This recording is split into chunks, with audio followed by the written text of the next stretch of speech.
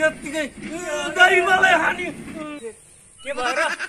corona लागेको बेला हैजा यहाँ नजिकै सुना आउँछ मलाई यहाँ कोरोना लाग्यो छोइदिउँ अहिले खान्छ फेरि शाखा सन्तान सबलाई मैले कोरोना सल्लाह दिन्छु नेपालमा कोरोना कसरी आयो थाहा पाइस् तैँले बुझिस् तैँले के थाहा तँलाई चाइनाबाट कोरोना आयो भन्छन् नि अनि इन्डियाबाट कोरोना आयो भन्छन् नि आउँछ इन्डियाबाट चाइनाबाट कोरोना कहाँबाट आयो थाहा छ तँलाई कहाँबाट आयो खै अब के थाहा मलाई त के थाहा नभएपछि किन नजिक आएर त कोरोनाले खान्छ भन्ने थाहा छैन अब के सब मान्छेमा मरिसक्यो दिनदिनै बढिसक्यो कति भयो आज थाहा छ दिनमा 200 300 400 बढेको छोइदिउँ तँलाई पनि छोइदिन्छु तेरा शाखा सन्तान सबैलाई लाग्छ फेरि कोरोना बुझेस् तैँले कसरी थाहा तपाईँले कोरोना लाएर मलाई कोरोना किन लाएन मलाई लाहा दुबईबाट आएको अस्ति दादा यसरी जङ्गेर हुन्छ यहाँ कहाँ खोजिने तपाईँ मैले यहाँ आएर एक्लै बस्ने तपाईँ यहाँ तिमीले मलाई किन खोज्ने मेरो स्वानीले खोज्न आइ छैन म दुबईबाट आएँ घर आएर चाहिँ नै दादा किन रिसाइरहेको यसरी झन् तपाईँले मैले कहाँ खोजिन विदेशबाट यहाँ आउनु भएको रहेछ अहिले झन् भेट्न भनेर आएको तपाईँ यहाँ त्यसै जङ्गिनुहुन्छ त्यसै के हो किन नजङ्गिने त घरबाट स्वास्नी लिँदा आउने भनेको यस्तालाई आउँछन् लिन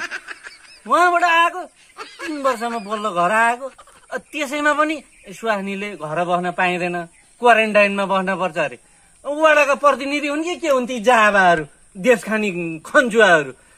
गतिलो क्वारेन्टाइन छैन केही छैन घर बस्न पाइँदैन अरे बस्न पर्छ अरे मेरो पालो यही पार्टीमा आएर बसे क्वारेन्टाइन छ र छोइदिउँ अझै सन्काउँछ बुढी आउली भनेर झन् उहाँ कुरेर बसेको यस्तो हुन्छ अब नेपालको के छ अरू नेपालले के गर्न सक्छ यस्तै त हो नि देखे छैनौ समाचारमा आएको छैन गर्न सक्ने पैसा आएको जति सम्म खानै ठिक छ अनि यस्तोमा ल्याएर राख्ने के छ अनि कस्तो पस्तो छैन तपाईँको यहाँ बस्ने हो त्यसरी गएर खाने कहाँ गएर बसौँ त बुझ्यौ तिमीले नेपालमा के चाहिँ व्यवस्थित छ नेपालमा आएको पैसा कोरोनालाई भनेर कति छुट्टा विदेशहरूले कति लगानी गरेछ अनि सही सदुपयोग कहाँ भए कहाँ चाहिँ भएको छ कम्म खाएछन् नेताहरू भुँडी बढाछन् अनि त्यहाँबाट के गरेछन् अरू अनि हामी विदेशबाट आउने अनि दुखी गरिब अनि यही पार्टी प्यालेसमा नबसेर कहाँ गएर बस्ने त यस्तोमा बसेर हुन्छ त यस्तोमा त अब बस्ने अब बस्ने ठाउँमा कतिले ठाउँ नदिएपछि जाऊ तिमी यहाँ आउनु पर्दैन जाऊ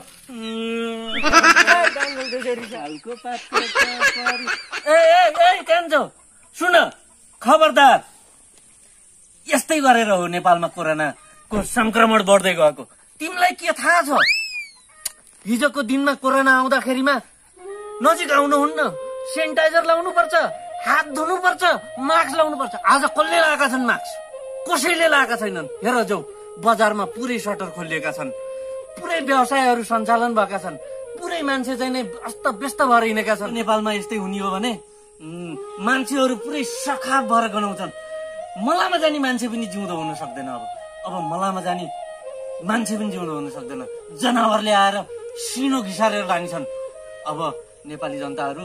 सचेत हुने बेला त अब बल्ल आएको छ नेपालमा अब बल्ल दिनमा 200-300 गरेर दिन प्रतिदिन बढ्दै गएका छन् सजग हुनुपर्छ अब सजग हुनुपर्छ होसियार नेपाली अबदेखि सब दूरी कायम गर्ने सब आफ्नो आफ्नो स्थानमा बस्ने सबले क्वारेन्टाइनमा बस्नुपर्छ यो देशको नेताहरूले सुन खबरदार नेताहरू नेपालमा आएको लगानी नेपालमा आएको बजेट नेपालमा चाहिँ कोरोनाको लागि भनेर निकालिएको बजेट पुरै खाएर ध्वस्त बनाएका छौ बुढी फुलाएका छौ खबरदार तिमीहरूलाई नेपाली जनतालाई सोच विचार गर फेरि नै जनता चाहिन्छन् तिमीहरूलाई त्यो सत्तामा जान र त्यो कुर्सीमा गएर बस्नको लागि फेरि एकचोटि सोच अहिले सोच बेलुका सुत्ने बेलामा सोच